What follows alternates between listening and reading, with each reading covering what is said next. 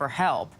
Was that a missed opportunity by police? Should that house, that backyard, that front stoop been under 24-hour surveillance as soon as he escaped? Sure. We don't know if they knew about that house. If they did, then they should have hard targeted. They should have had people there. Because generally speaking, you set up surveillances and you move in on that house, or you put someone in the house in case he shows up. So it's unclear at this point. It's a great question for the press conference. Did anybody know about that location prior to that 24 hours window? And what are the other questions you're looking for, not only out of the press conference, but out of this investigation now? We know since the escapes and since that video came out of him, crab walking up the wall, that there's been an investigation into how he got out and was able to get a 1-hour head start. What are the other questions that leave you scratching your head from this case? The fact that he got to the rooftop and what happened there. Where were the sensors? Where were the cameras? How did he get down from there? He could defeat, if you're really a willing participant, and he wouldn't get out of there. He's going to jail for life. This was his opportunity. So he's a driven person at this point. Where are the cameras? Who's watching the cameras? Where are the sensors up there? Those type of things really have to be tightened up, and because it really shook up this community, it didn't have to. So you really want to be, at the end of the day, make sure that that will never happen again. And if it needs for new leadership, so be it. But it's got to get done. And on the flip side to what went wrong here, Robert, how much of a credit do you think it is to law enforcement that, at least based on the video of him going into custody, he appears to have no serious injuries? He walks, is able to walk in his handcuffs into that police vehicle, on his own accord. What does it say that they were able to bring him in this way, someone who's this desperate and was also, they believed to be armed? Well, I think exhaustion plays a role here with this individual. He was out for 2 weeks, so he's more than likely exhausted.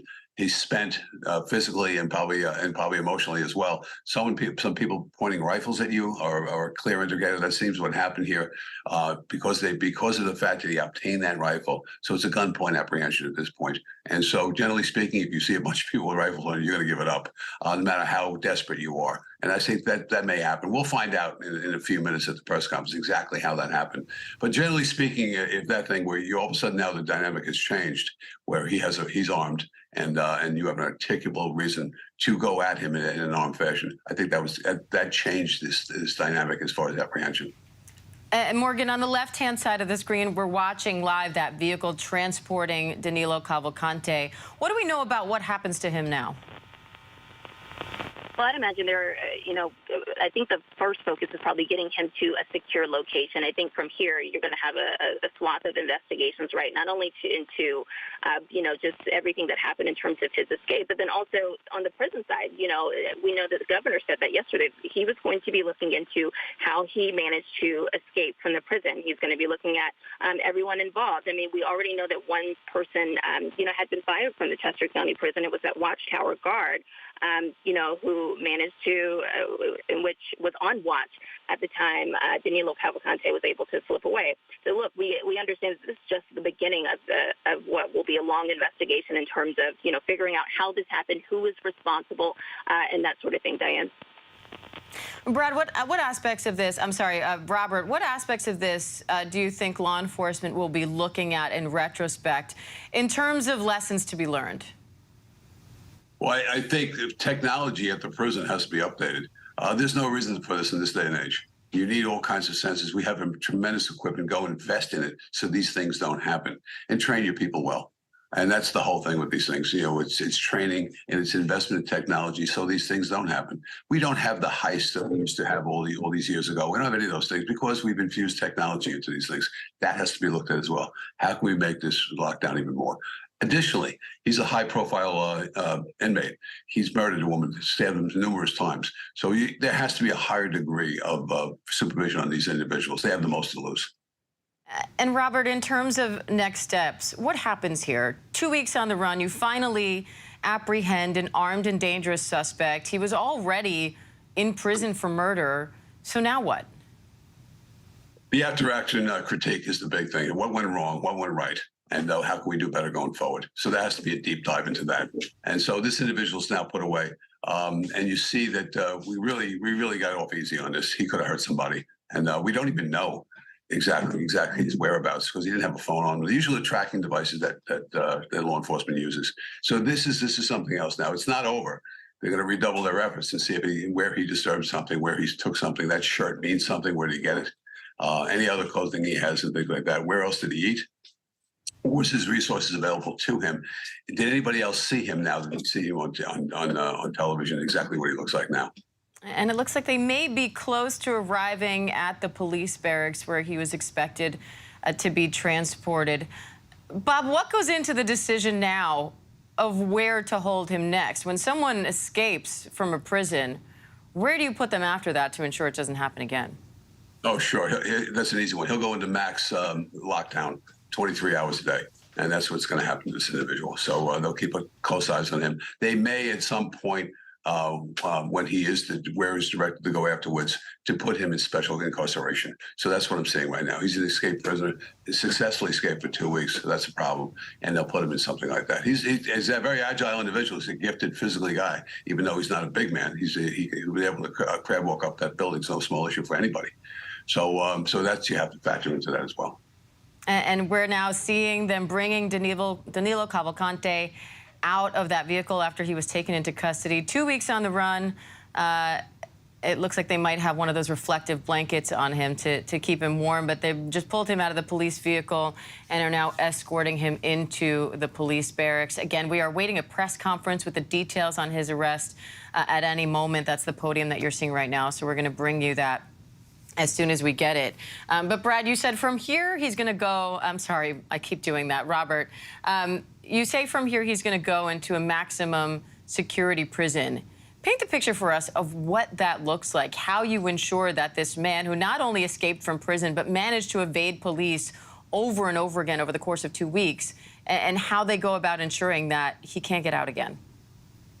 Yes, as I said before, they have abilities here to look down at locations, lockdown locations, excuse me, in places where he'll have a 24-hour supervision. He'll have cameras on him the entire time. More than likely, for some period of time, he'll be in lockdown 23 hours a day.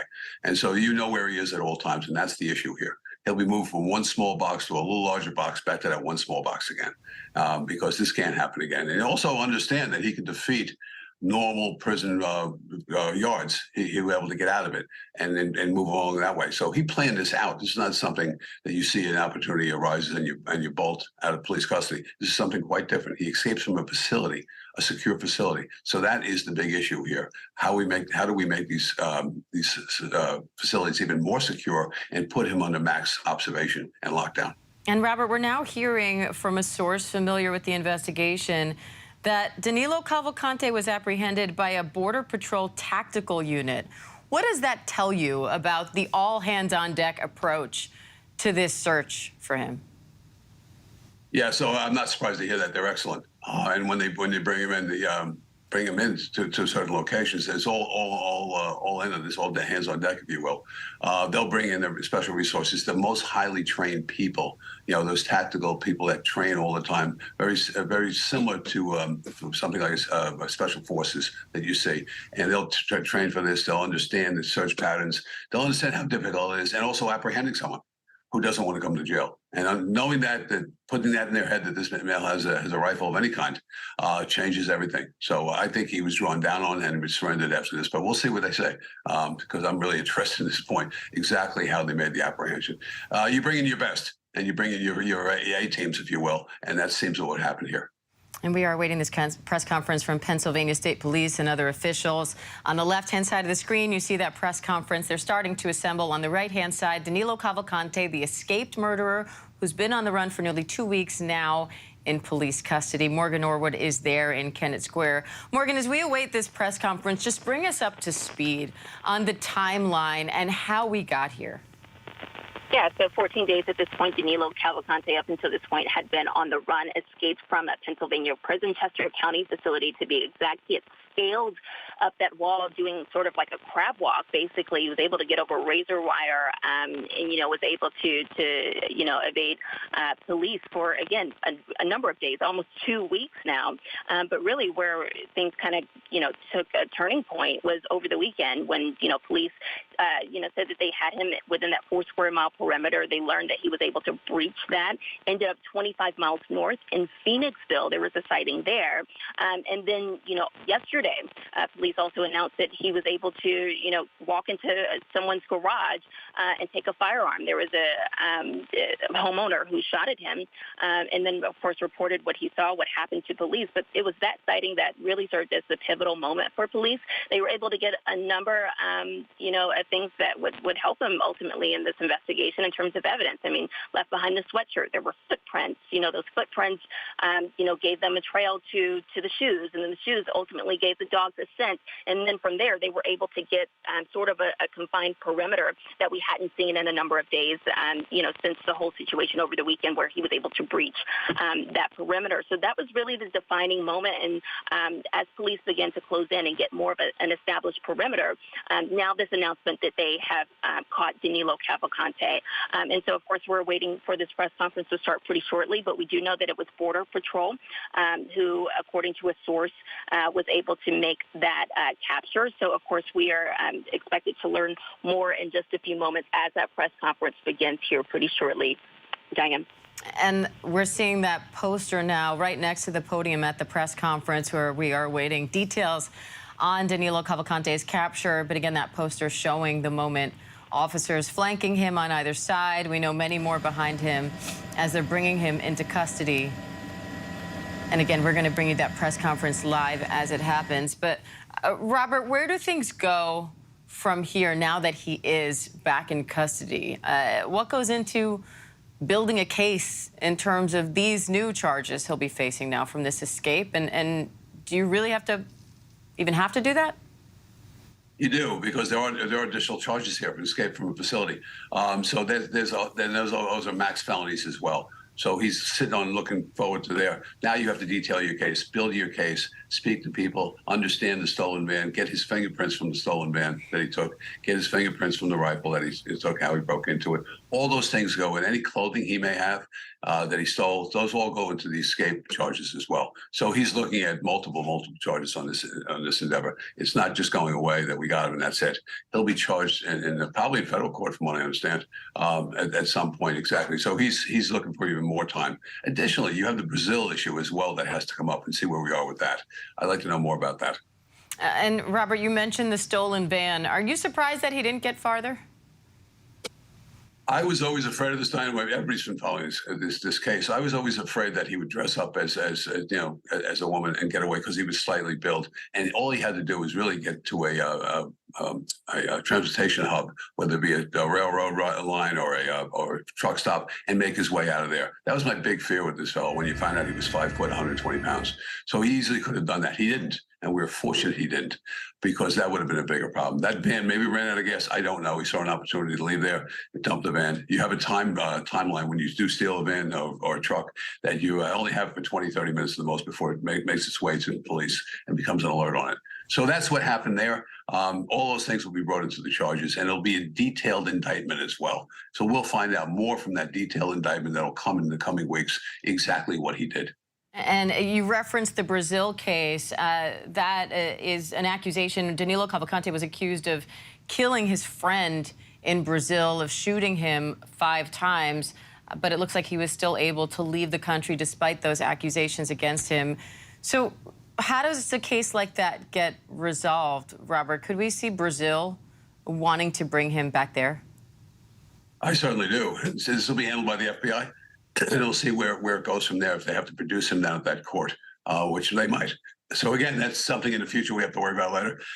For the time being, right now, there'll be conversations back and forth. They'll build their case down there to see if they can arrest him as well. If he ever gets out of prison, which I doubt he will, he'll be removed down there back to Brazil to face charges there.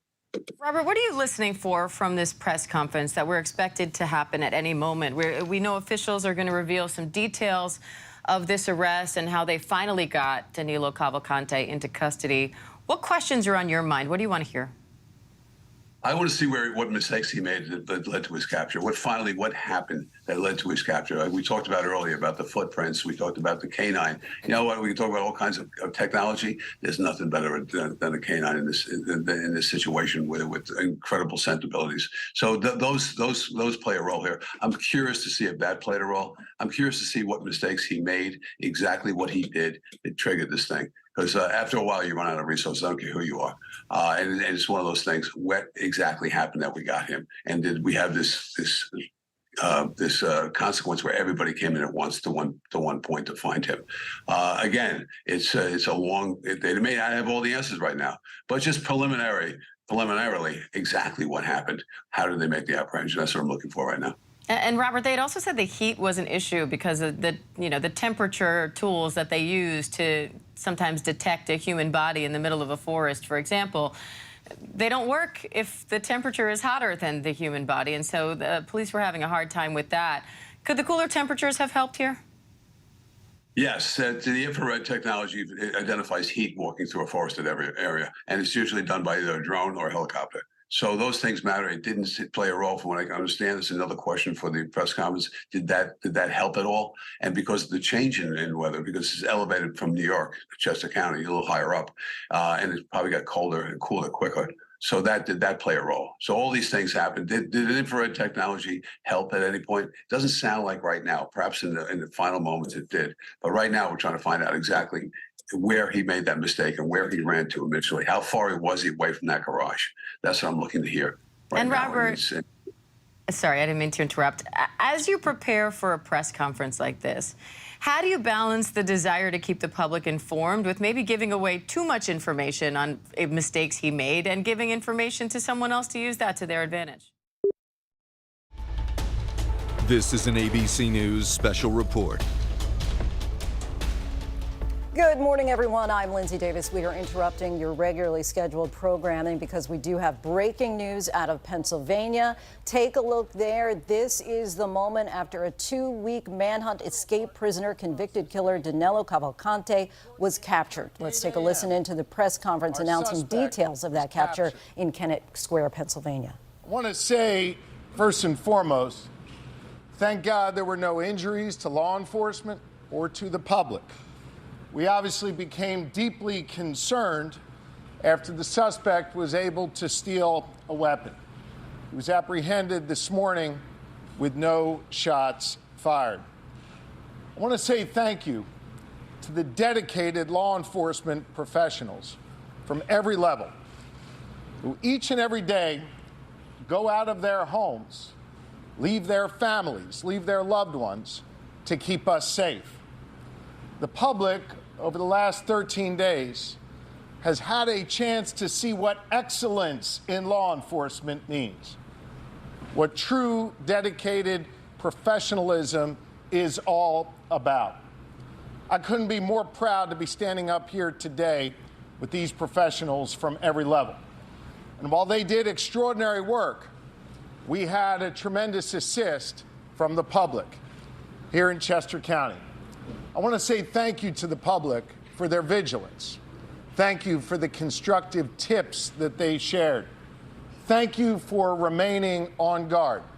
We recognize this has been a concerning and trying time for each and every one of you in the region. And we want to thank you for your support of law enforcement and for your support of this effort that led to this capture today.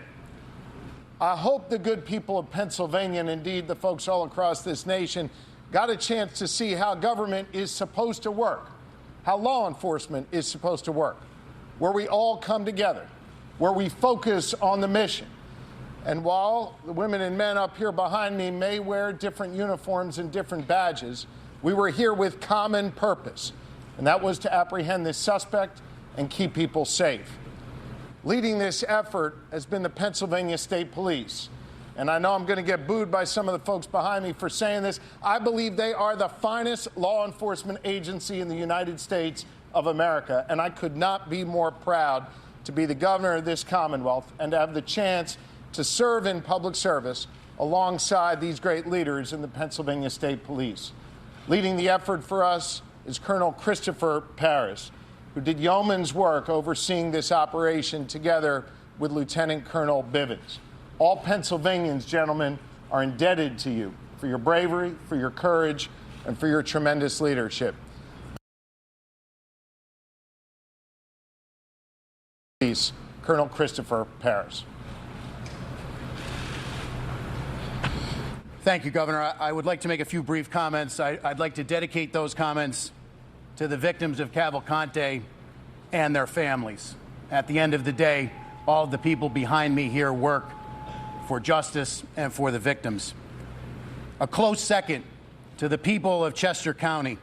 We appreciate your support, and we appreciate the dedication that you have shown us and the generosity that you have shown us. We are in your debt. This was a major operation. We know that it has affected your lives, and we're very much appreciative of that support. I'd like to thank the governor and his support of us, not only with his physical presence, but his work in Harrisburg on a daily basis. I'd like to thank the Border Patrol, Customs, the FBI, the Marshals, the ATF, our federal partners, the Chester County District Attorney, Deb Ryan, and her Chief County Detective, Dave Sassa. Our municipal partners, too numerous to mention here, in Chester, Montgomery, Delaware, and Bucks counties. We could not have done this without everyone.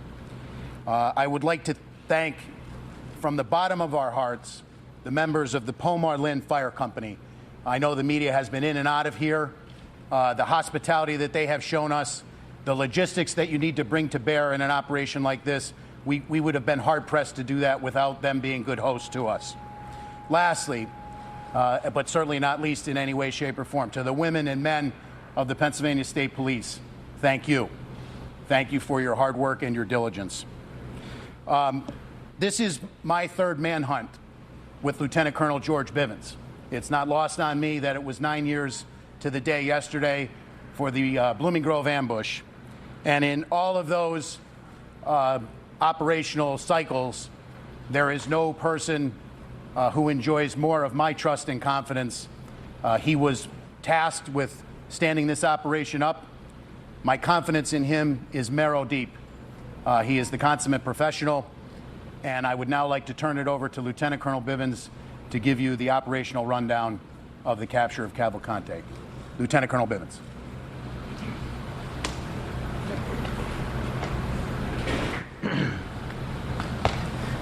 Thank you, Governor. Thank you, Colonel.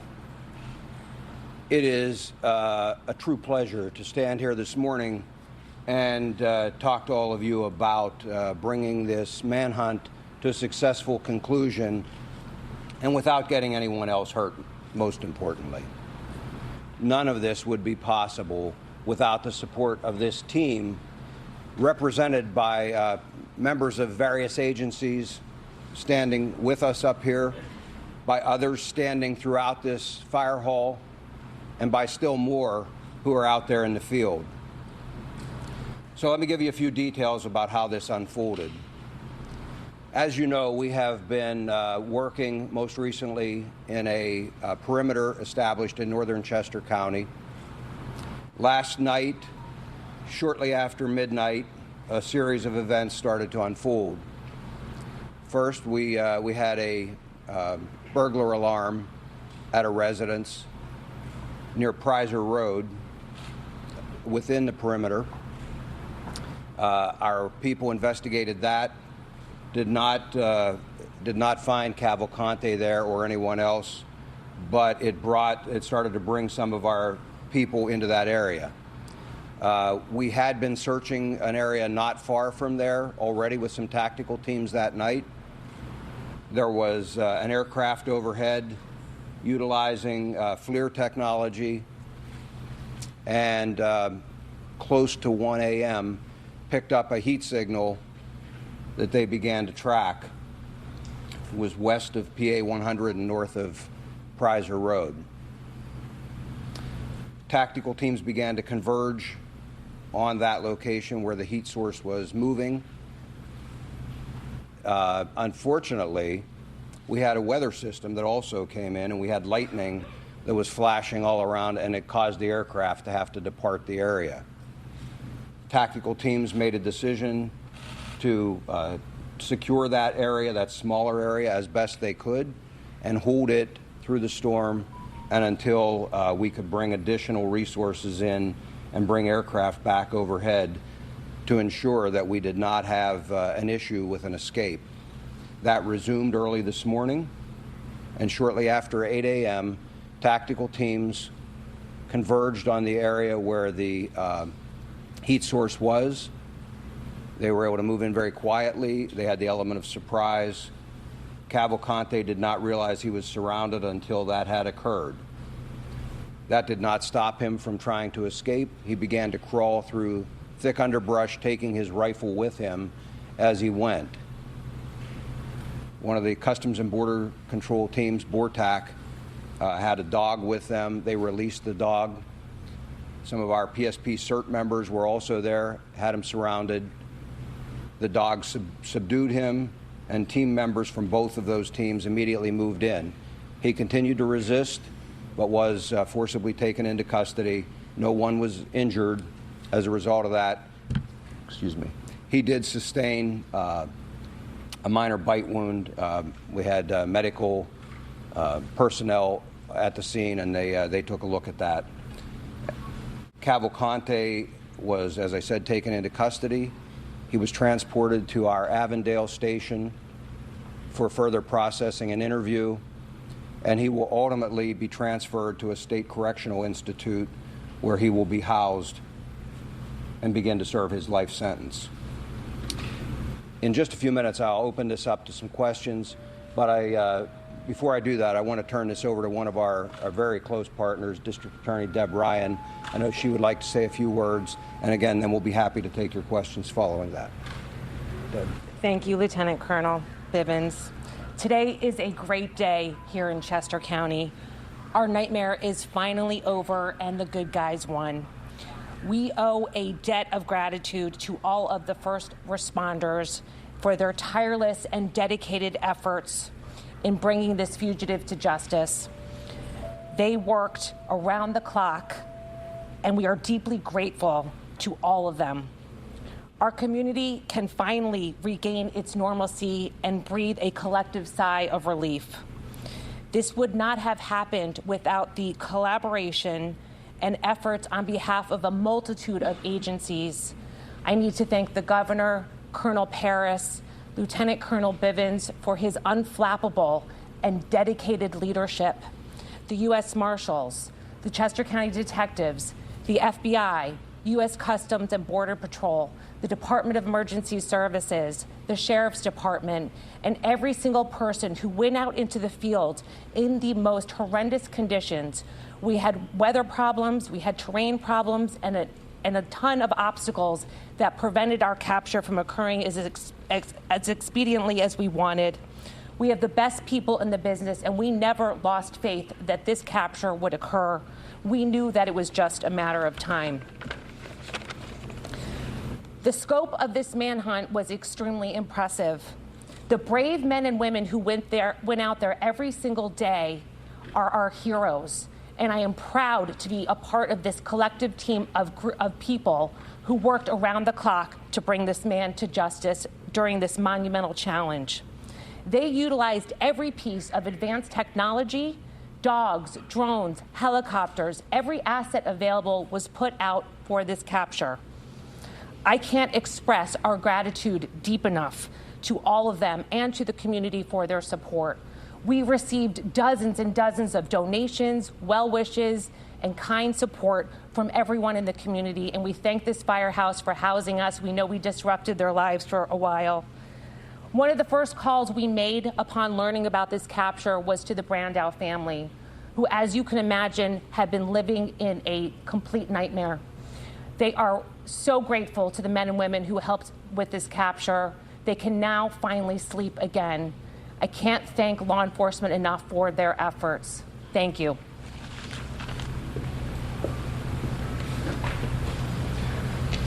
Okay, with that, we will be happy to take your questions. Yes. With the helicopter overboard, we saw the arrest taking place. There was some criticism about the photo op that was taken with the fugitive. Can you explain how that's actually a standard procedure, or what's the reasoning behind the photo op with the fugitive? I'm aware that there was a photo op that was taken out there. Those men and women worked amazingly hard through some very trying circumstances. They're proud of their work. I'm not bothered at all by the fact that they took a photograph with him in custody. Again, they're proud of their work. They kept the community safe. I say thanks to them and good job.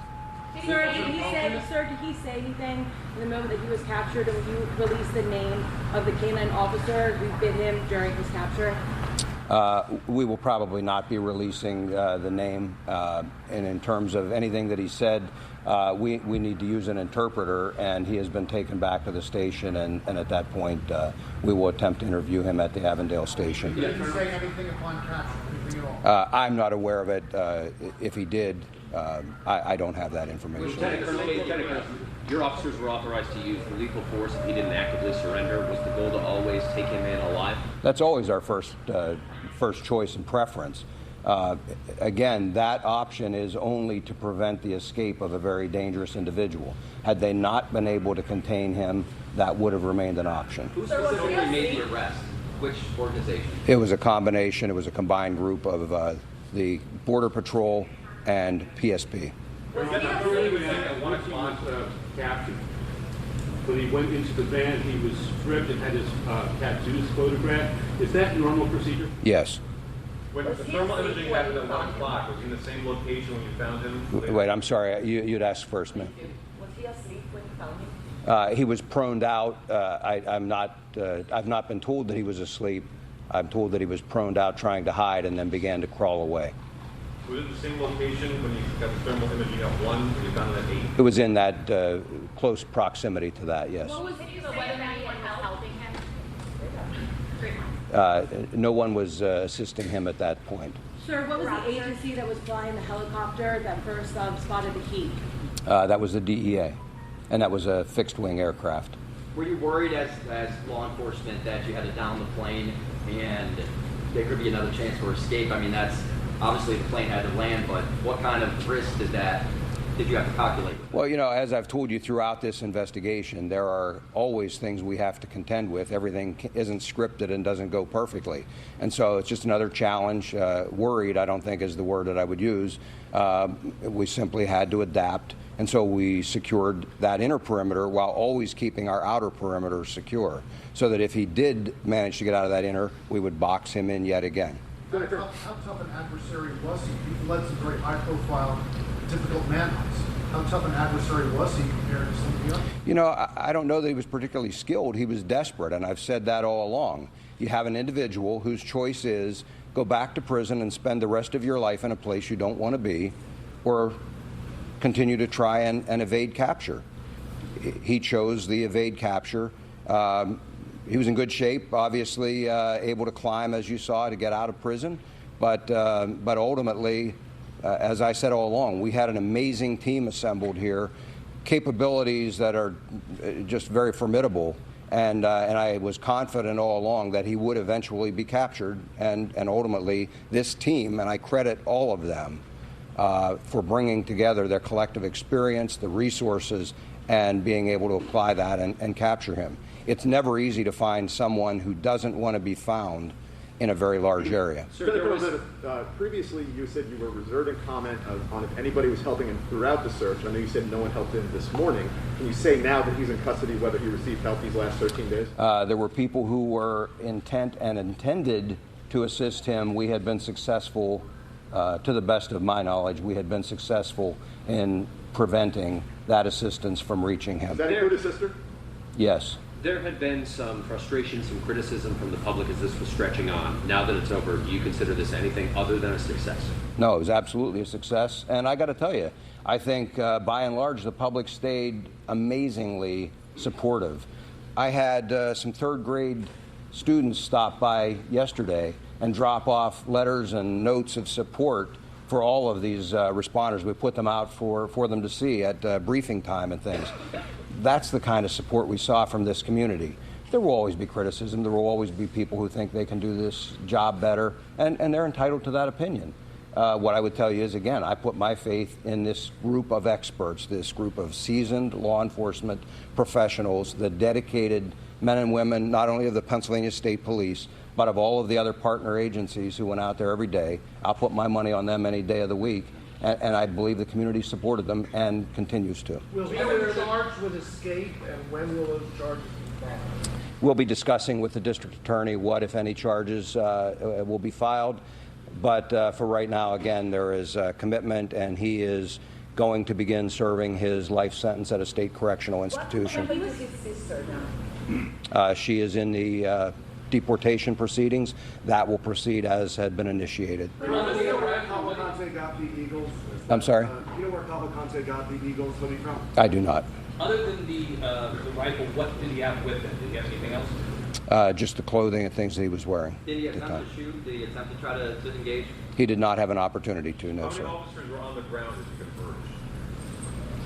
I don't have an exact number, but looking at the teams we were sending in there, in the immediate vicinity was probably 20 to 25. And can you tell us more about what those 20 to 25 look like? Like, did they have specific armor? So there you Yes, have it, a they were successful tactical- conclusion to team, this you'd manhunt expect. without any Camouflage, injuries. In the words of the full DA, armor, this is a great day in Chester County. Our nightmare is finally over, and the good guys won with the capture of 34-year-old convicted killer Danelo Cavalcante. I want to bring in Trevor Alt, who's been with us from the beginning. Trevor, I think we can all say with confidence that there is just tremendous relief throughout this community there in Chester County. Absolutely, Lindsay, and we've been hearing that from the residents here, how disruptive this search has been, especially with how centered it has been. Only about 25, 30 miles from Chester County Prison. There were a lot of people that were expressing their frustration and their fear as they are seeing not only the fact that an escaped murderer was potentially surrounding their home, but also law enforcement moving in and out of the community constantly. And we're talking about upwards of 500 law enforcement officers, and this search finally coming to a conclusion after nearly 2 weeks. And I think there are a few things that are very telling. Number one, how difficult this terrain is. This is a heavily wooded area. There are a lot of state parks, a lot of crowded fields, cornfields, and things like that. It is very easy to hide, even if Cavalcante is spotted. And we know there were more than a dozen confirmed sightings. He still was able to hide over and over again. But it also speaks to the fact that law enforcement was steadfast, even as he would slip away and occasionally he broke through their perimeter. That happened on at least 2 occasions. They believed that they were able to keep him contained. And now, after 13 days on the run, he was still arrested in the same county, Chester County, about 25 or 30 miles away from the prison. I asked them inside, you may have heard, do you consider this anything other than a success? And they said this is absolutely just a success, taking in this dangerous criminal, especially given that he was able to obtain a weapon, that .22 caliber rifle. Law enforcement is very satisfied, and certainly, as you have pointed out, this community can finally breathe easy after what's been a wild 2 weeks, Lindsay. And Trevor, we heard about those terrain difficulties, but also in this press conference, they talked about the weather conditions last night. Explain those different incidents that they were saying last night led up to this, starting out with that burglar alarm that was triggered, and then they had that heat sensor, but then the difficulties that they had keeping an eye on that through the night. It's actually very interesting, Lindsay, because what this means is that a crucial factor in this search, not just overnight, but over the entirety of it, was the weather. I mean, we reported last week as the search was ongoing, they had the helicopter up in the air and they had those thermal imaging cameras, but it was so hot, they weren't able to detect the difference in the heat signature from Cavalcante himself to the area surrounding it. So that rendered that thermal imaging at least a little bit useless for the time being. Since then, the temperatures have cooled off a little bit, and then after sunset, they said last night they had the burglary alarm. They went into that area. They got aerial views from it. They looked down, detected that heat signature. You mentioned the weather incident. So last night there were some storms, and once lightning came in, they had to take that aerial equipment down for the evening at least. They were hopeful that they had that area contained. We heard from the lieutenant colonel. They moved in a lot of their resources to contain that area, and a very small portion of it. Once again this morning, once the storms moved out, which is about 6 6 o'clock, 7 o'clock or so. As we were getting up this morning, we know that they sent the aerial imaging back up. It appears that he was in largely the same area, potentially even sleeping, but according to the lieutenant colonel, lying down in a very heavily wooded area, very clearly trying to hide, and then they slowly were able to move in to the point that he was completely surprised, they say, and they were able to bring him in with minimal injuries, Lindsay.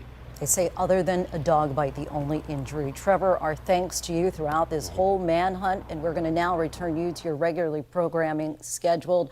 For some of you, that's Good Morning America. Our coverage continues on ABC News Live and throughout the day. David Muir will, of course, have the very latest on world news tonight. For now, I'm Lindsay Davis in New York. Have a great morning. This has been a special report from ABC News. Back to this gentleman, I apologize.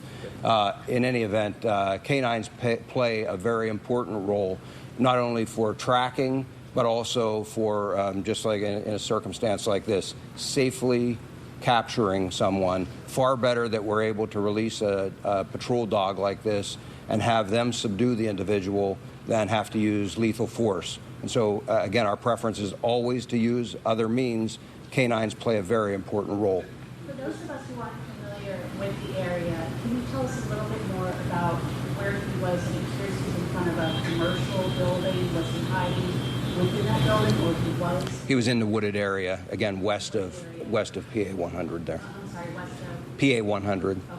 Are you aware of how he was getting nourishment and, liquids? No, that'll all be part of the interview we'll attempt to do. Whether he'll talk to us or not, that's obviously entirely up to him. But that will be something that we'll be asking. Sir, at this juncture, can you release where he worked in Chester County prior to his 2021 arrest for homicide? Unfortunately, I don't have the list of those locations. I know that he did a variety of jobs installing flooring, but I don't have the specific list of work locations. How long will he be at the Avondale Barracks? Long enough for us to process him, and however long an interview lasts with him. I don't expect it to be for a very extended period of time, and again, at that point, he'll be transported to an SCI. Sir, is there any concern that he would team up with another small man to step inside the trench coat, Little Rascal style? No. Can you give us more detail on the actual encounter with the dog? Did the dog tackle him, bite him? Again, I didn't see this specific capture. What I would tell you is the way those dogs are trained is to simply go to the person. They will grab whatever is closest for them to grab, and then they are trained to detain that individual. They don't just keep biting and releasing or trying to cause additional injury. They simply grab onto and try and hold that person in place until officers can get there. So that's why they're never released, at some great distance or unsupervised.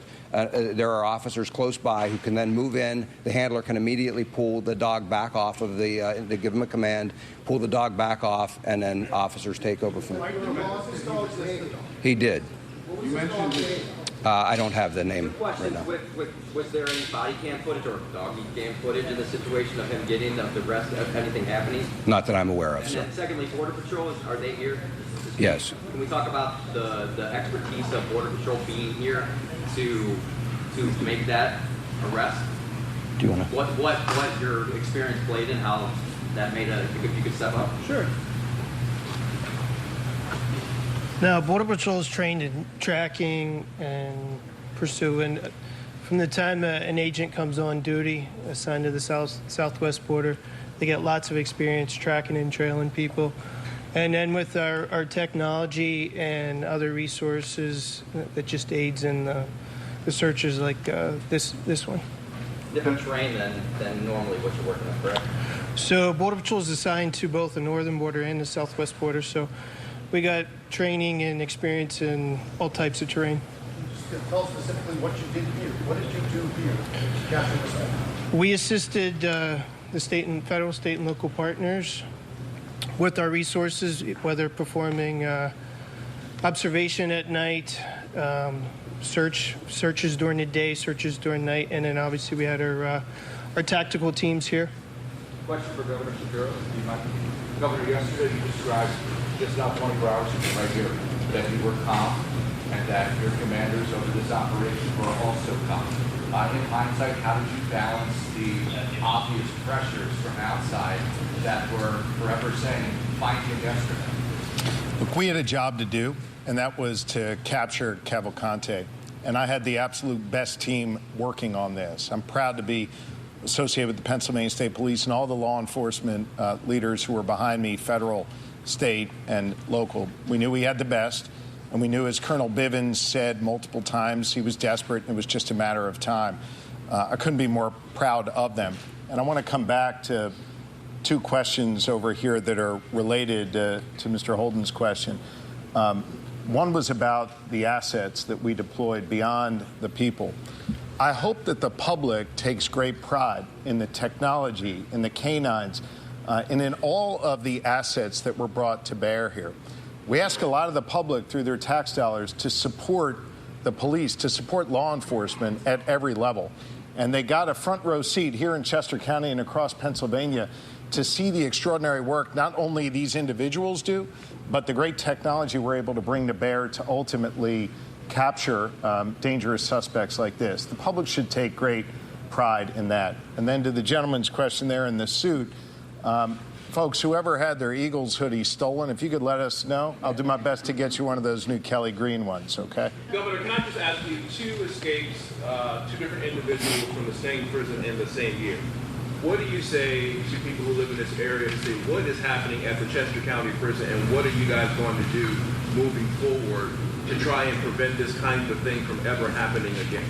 Here in Pennsylvania, our system may be a little different from other states. We have state correctional institutions, and then we have county jails. In this case, the Chester County Jail is run by Chester County officials. They'll answer those questions as to what occurred and what changes are ultimately going to be made.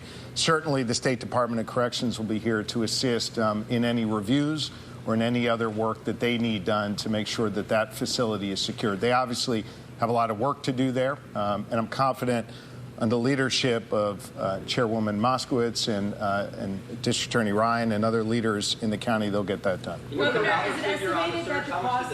is it estimated that the cost of the manhunt is about $1 million a day? I can't, put a price tag on it. We'll do our best to make sure that whatever can be tallied up is and is shared with the public. At the state level, I can't speak for our local or federal partners. Governor, you mentioned the pattern of what time of day he would travel.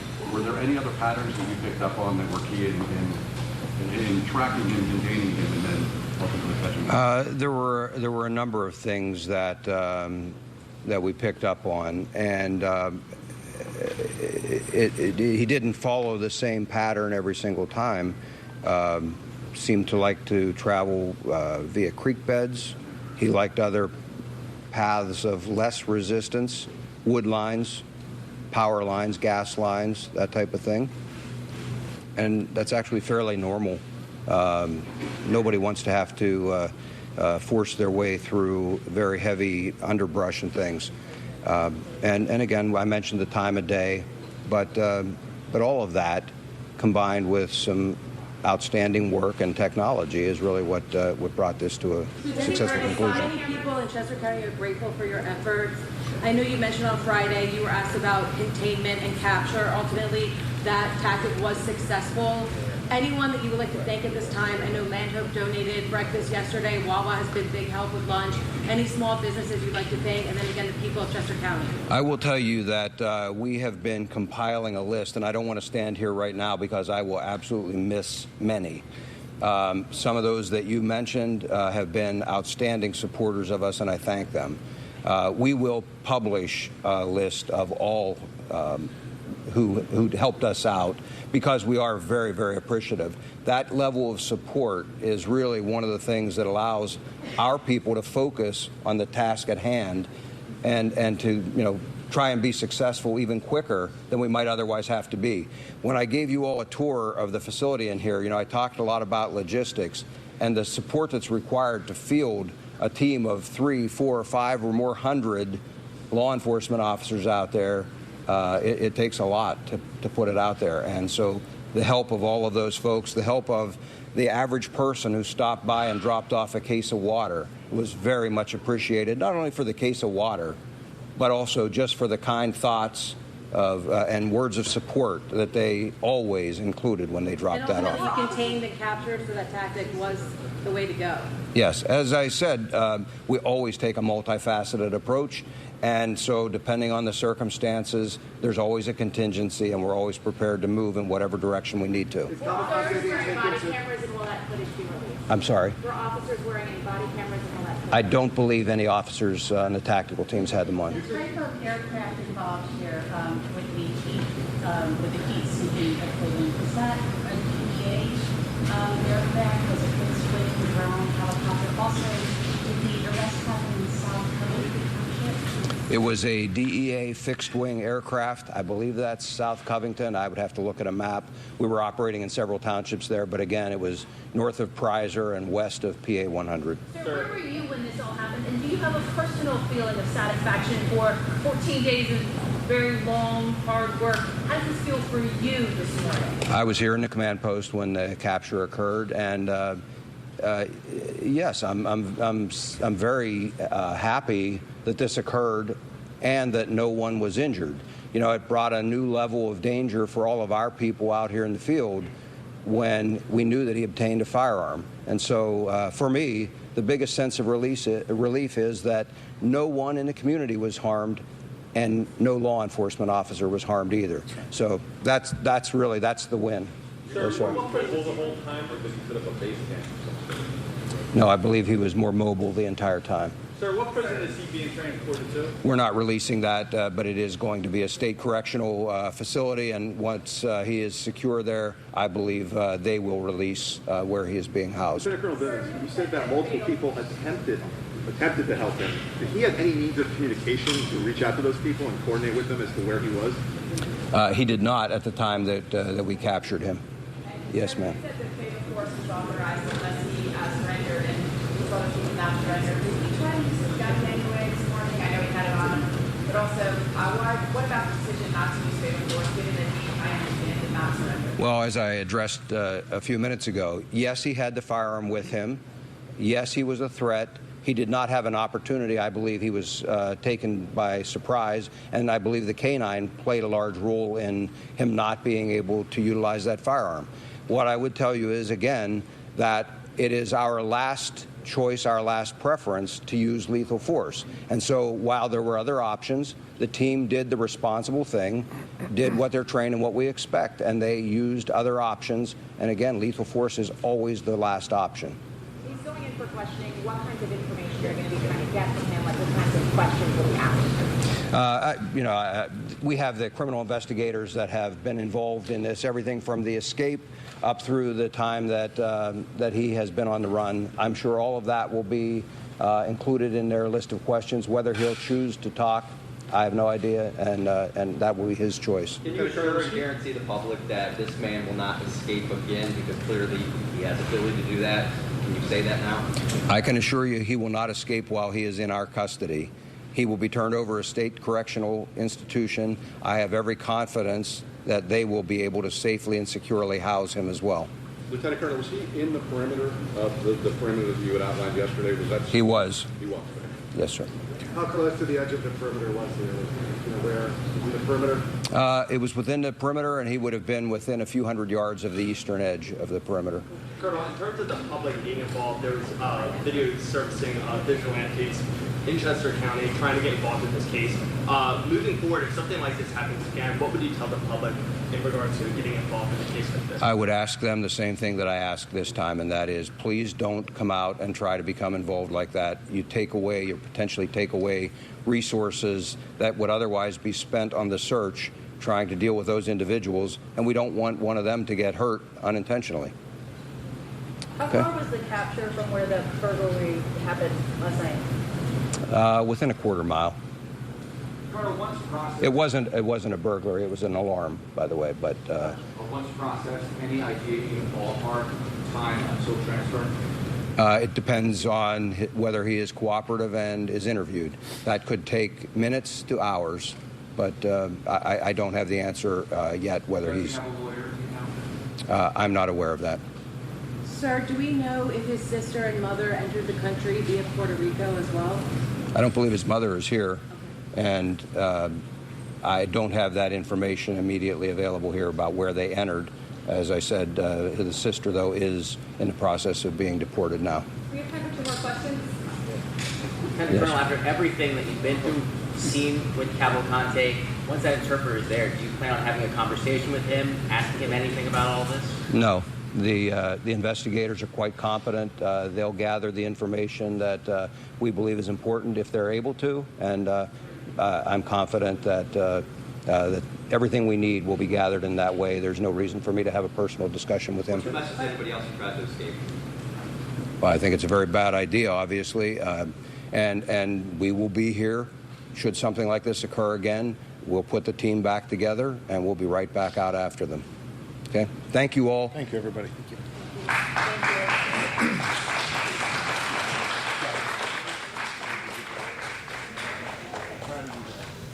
We've been listening to Pennsylvania authorities giving the details of Danilo Cavalcante's capture. He is the murderer who escaped and was on the run for 2 weeks. He is now in police custody and eventually headed for a state correctional facility. The governor there says he was brought into custody with no shots fired, and this was a joint effort between state police, the FBI, and Border Patrol. He was eventually brought into custody, I should say, with Border Patrol and Pennsylvania State Police with the assistance of a canine officer. I want to go to Trevor Ault, who's there in Kennett Square, Pennsylvania, with a bit more on the details of how this all went down. Trevor, police are saying that this started just after midnight with a burglar alarm. Walk us through this timeline, which went all the way overnight until around 8:30 this morning. Yeah, so Diane, this is already nearing the 2-week mark of the search, but they had recently closed in on what they felt was a pretty tight perimeter after he'd had that face-to-face confrontation with a homeowner who fired several shots with a pistol but missed, and Cavalcante got away unscathed. Last night, according to police in this press conference this morning, they were tipped off to a burglary alarm at a home that was within their perimeter. So officers who were relatively nearby already, they moved in. They didn't find Cavalcante, but it was enough of a tip or an indication to get one of their aerial pieces of equipment up in the air using some thermal imaging, and they say that they were able to locate Cavalcante there hiding in some underbrush. The problem was late last night some storms then moved in. It was terrible timing there. There was lightning. It forced them to land that plane that was up in the air, and then they couldn't find Cavalcante for the evening.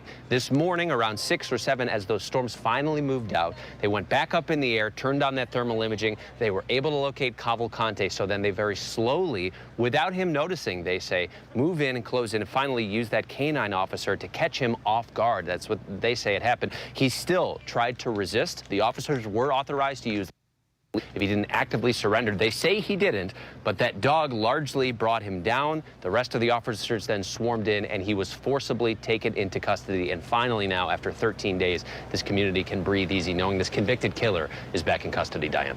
Yeah, they're saying that he did resist arrest, but that they managed to do this. Again, no shots fired, no officers injured, and that Cavalcante, according to the officer who gave the update there, had just a non-serious injury to his scalp from the canine, a bite there. Trevor, now he's going to a state correctional facility. How does this unfold from here? Well, now I can assure you they're going to keep a close eye on him while they are in the custody of police. And actually, the lieutenant colonel was just asked, like, can you ensure that he isn't going to break away again? And he said, I can assure you that while he is in our custody, he's not going to break away. So he's going to go to a state facility. No doubt he will be kept in some high security area, and then he will continue to play out the rest of his life sentence. Remember, this all began because he was arrested and then convicted of a brutal murder of his ex-girlfriend in which he stabbed her to death multiple times in broad daylight in front of her young children. He was already going away for the rest of his life. He was at Chester County Prison, set to be transferred to a different state facility within a couple months. Now, from what we hear from law enforcement, he's certainly not going back to Chester County Prison. He will be kept under very careful watch, and then the intent is for him to serve out the rest of that life sentence, Diane. And Trevor, stay with me, but I want to bring ABC News contributor, former NYPD Chief of Detectives Robert Boyce, and ABC News legal contributor and trial attorney Brian Buckmeyer, as well as ABC News contributor, former FBI agent Brad Garrett, into this conversation. Robert, I want to start with you because we just heard Trevor describe what was really an overnight operation. This started around midnight with that burglar alarm, and police said today it was around 8:30 in the morning when they finally went in and made this arrest, which they say once they went in happened pretty quickly. But while all this was happening, they don't believe Cavalcante knew that they were onto him and knew that they had him surrounded, even though they had been working on that throughout the night. How important was the element of surprise here, given they knew that he was armed and they said that he was armed and seriously dangerous, very dangerous? So the big thing was the elevated position where they're able to identify the moving target. That's that fixed-wing DEA aircraft from way above, many thousands of feet above, was able to get the thermal imaging shot of him moving about in a forested area. That's how this thing began. They had to pull off because of weather condition arose, and they had to pull off out of there. The next day, they went back to it, and at that point, brought their resources in. So you have a mix here of high technology and old-fashioned police tools, which is the K9. I think the Lieutenant Colonel mentioned a Belgian Malinois, incredibly agile and useful dog for law enforcement. We're able to get him to stop without anybody being hurt or anybody being shot by that point. So you have a combination of things. So a great job all the way around. These individuals, they're not really that remarkable like we would make them out to be because he's been out 14 days. The fact that the geography played a big role in this thing, and that's what happened. Brett, I want to talk about the collaboration here, too, because they're saying this was a joint effort by state police, FBI, Border Patrol, and that the arrest itself was done by not only state police, but Border Patrol as well, and, of course, with the K9 unit. And the plane in the air was that flagged him with that temperature, device was a DEA plane. So what do you make of how many people came together to get this guy into custody, and what's your reaction to how it all went down? So them pulling together to do these type of things is just not uncommon, because the reality is you have to have the help of other agencies with planes, with dogs, a number of things that maybe the city, county, or even state police can't bring to the table. But pulling everyone together with a common cause it just happens all the time. I know there's been a lot of complaints about, and Bob mentioned this, about going on for 14 days, but let's face it, this was not an easy track. He had an hour head start, and it looked like to me he continually seemed to be just outside their perimeter for several days. But what happens with every one of these cases, these guys start to break down.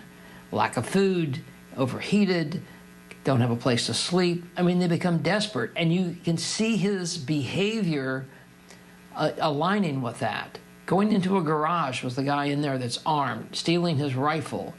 I guess at midnight last night, attempting to burglarize a house, which gave them a huge tip and probably put them more in real time as to where he is. And so together, and it looks like multiple tactical teams and a dog, then with the thermal imaging, which I'm going to assume he was stationary. It sounds like maybe he was asleep. Using the dog is the ideal way to do it.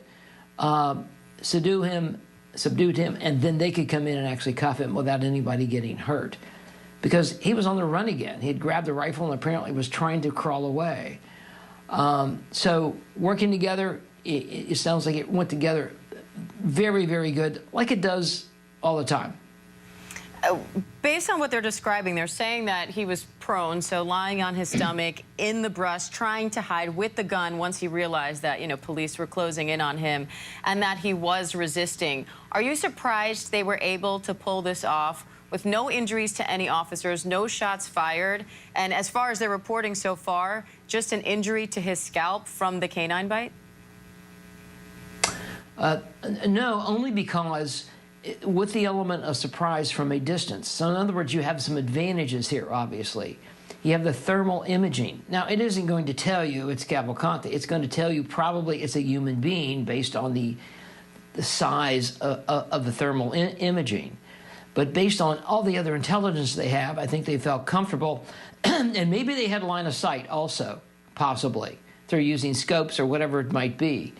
And so once they got in and probably created an outer perimeter around this thermal imaging, They then release the dog, who's able to slow him down, obviously, by clamping onto probably an arm or a leg, so they could go up and arrest him. So element of surprise, keeping your distance, and then having technology basically help you keep an eye on him. Robert, they also referenced a lot in terms of his patterns that they had observed over the past few weeks, saying that he didn't seem to travel during the day unless they pushed him to do so, that he seemed to like to travel during the evening hours, but not late at night, which is why they felt pretty confident that he would still be in that spot in the morning when they finally were able to put the plane back up in the air. How much of that goes into this and talking about, you know, at times he traveled by creeks, other times in other areas? How much of this becomes attempting to study the patterns of these people as you try to close in on them? So his movement patterns, Diane, was clearly evident by the camera footage we have. Any footage we have of him is at night or in the later evening, just after sundown, and that's how he moved about in a lesser pattern. So Lieutenant Colonel described it as moving about in forested areas. You need power lines, tree lines, think creek beds, that type of thing to move quickly. You don't walk through brush if you don't have to. So that appears what he was saying. That's what he did. So that thermal imaging may have identified that at some point, a power line, because he started out with that. And then we were able to get him from there. The mistake, you wait for their mistakes and then you capitalize on their mistakes. The fact that he broke into that garage, engaged that homeowner, and now you pinpointed him, and you do your concentric circle on your perimeter after that, and you bring in your DEA. And what Brad said before about bringing your federal resources in, the FBI, the DEA, the Border Patrol, everything brought to bear on this one individual. After a while, it becomes just a matter of time, which it did. Trevor, you've been there pretty much since this all started, talking to people in the community, talking to law enforcement.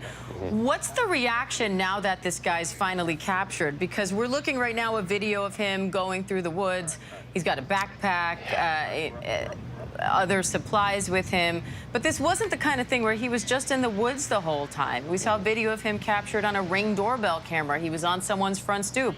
We know he had that confrontation with a homeowner inside that homeowner's garage while he was there. So what's the reaction now that this armed and dangerous guy has finally been captured?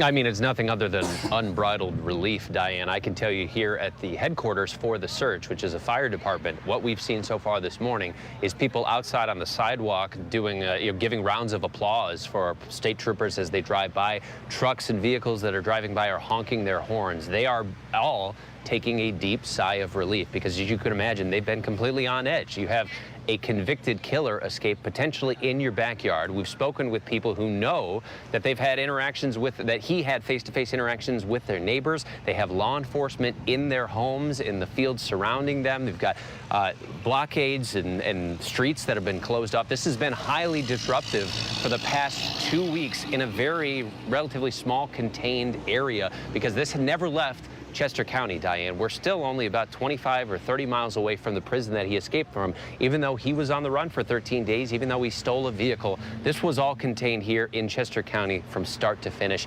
Everyone here was very worried, especially parents. We had so many schools that were closed because there were so many sightings. Overnight, you would hear, well, he was spotted in this area. So then the next morning, as the search continues, that school district surrounding it has to close. That happened over and over and over again. There was a lot of getting their hopes up and then finding out he escaped until finally this morning, they now know this is over. Definitely this community is very happy with the solution, especially with the fact that nobody was injured other than Cavalcante.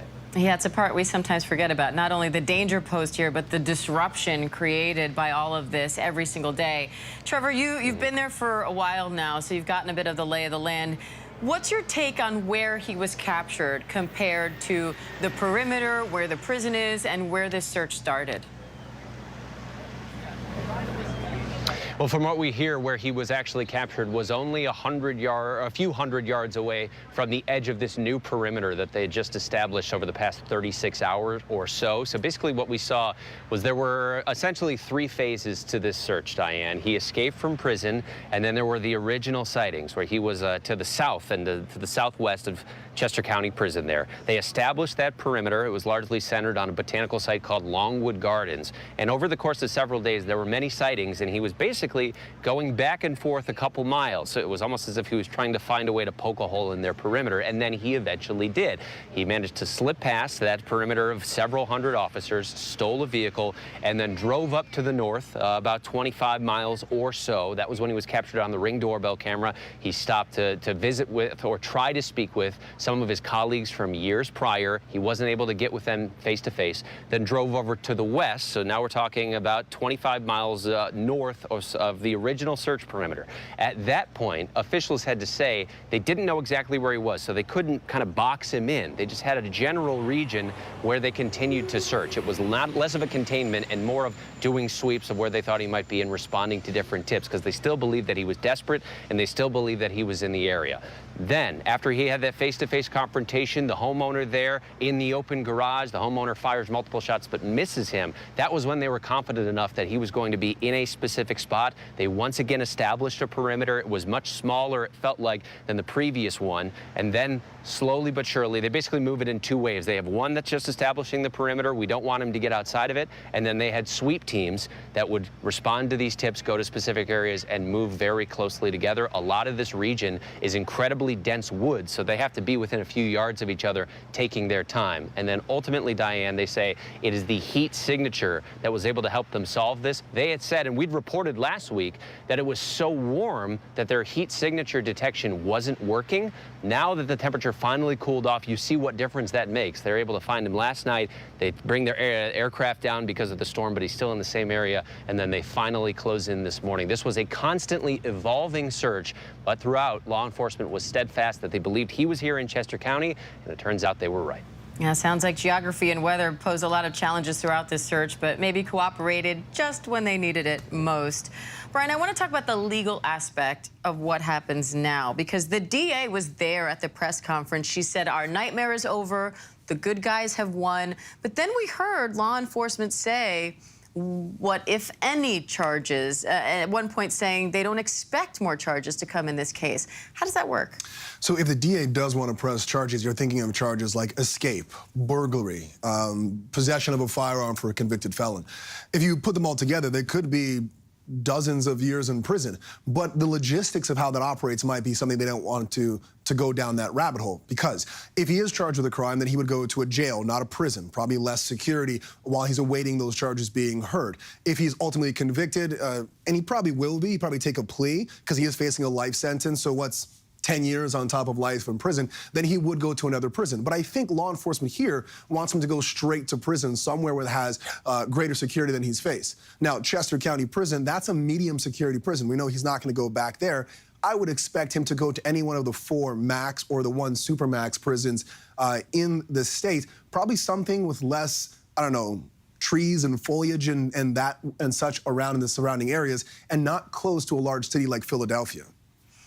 So, Trevor, let's talk about that part of this a little bit, because this all, we haven't discussed yet, happened just days after he was sentenced to life in prison. He had just arrived at that jail. It's not like he had been there for a long time. So how are they now going to work to shore up the security there, and how are they going to ensure that he is going somewhere where this can't happen again? Yeah, that's a great question, Diane. Forgive me if you're seeing me waving my arms all around. It's because the governor's over here. We're going to try to bring him over for a live interview. I don't know if that's possible, but you bring up a great point, and certainly people are concerned about Chester County Prison and the security there, because you might recall that Cavalcante is not the first person to escape from this prison this year, and the previous person who escaped did so in the exact same way by crab walking up the walls outside from the exercise yard. So what we've heard from the prison is that a few months ago, back in May, that previous inmate crawled up sideways on his hands and feet, got up onto the roof, ran across, and dropped down to an area that was a little bit less secure, and then escaped. Now, he was captured in a matter of minutes because somebody saw it. Since then, what they say is they brought in independent security consultants to tell them how to prevent this kind of escape. And those security consultants told them if you add razor wire to the roof in multiple spots, they won't be able to climb up and make their way out. Well, Cavalcante proved that wasn't true. He simply climbed through the razor wire and made his way out. And the difference between his escape and the previous one is that an observation tower guard who was supposed to be watching all of it didn't see it happen. Now, that tower guard has since been fired, but of course, there is still going to be a full investigation into how this escape happened and how to further prevent it. They've even talked about potentially no longer using that outdoor exercise yard because they're not certain that they can keep it secure. And I mentioned trying to bring the governor over here this morning. I talked to the governor yesterday. He insisted that while he was absolutely confident that they were going to catch Cavalcante soon, he turned out to be correct in that regard. He said the fact that Cavalcante escaped at all is totally unacceptable, and he promised a full investigation. This is going to be something that I think we're going to see some pretty radical changes there at that prison and potentially at prisons across Pennsylvania, because this is not something that they want to see happening over and over again, Diane. And Brad, I'm sorry, let's go to Robert, actually. Robert, we've heard a lot of criticism of the prison for the fact that this happened at all, the fact that he was able to escape and get a 1-hour head start before they essentially flagged it.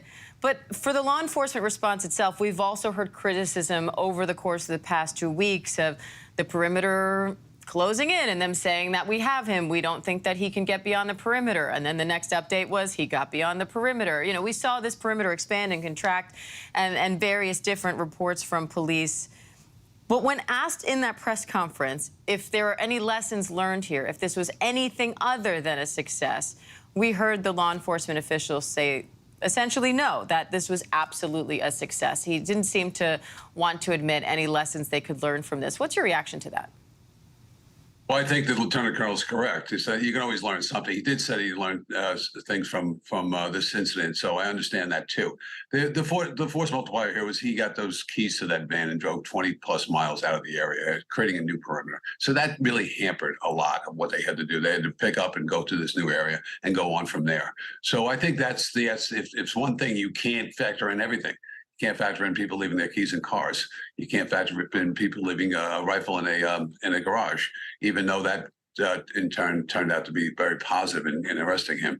So I think when you look at it, when you do the after-action critique, you factor all these things in. The county jail, it's not a penitentiary. So that's the issue there. It's you really have to look at a total system and see where we could have done better. Who could have expedited more. But I tell you, it is a success because they got him in. And I think some of the things that happen that you can't plan for happen in the field, and that's what happened. So again, escaped murderer on the run for 2 weeks. Danilo Cavalcante is now in custody. We heard authorities say there he was brought in, no shots fired, no officers injured, and Cavalcante himself seems to just have a minor scalp injury, they're saying. So a successful apprehension. Danilo Cavalcante is now off of the streets. A big relief, no doubt, to Kennett Square, Pennsylvania. Trevor Ault, Bob Boyce, Brian Buckmeyer, Brad Garrett, thank you all. And we will have continuing updates on the capture of Danilo Cavalcante right here on ABC News Live throughout the day. We also have more headlines coming up for you after the break. Stay with us.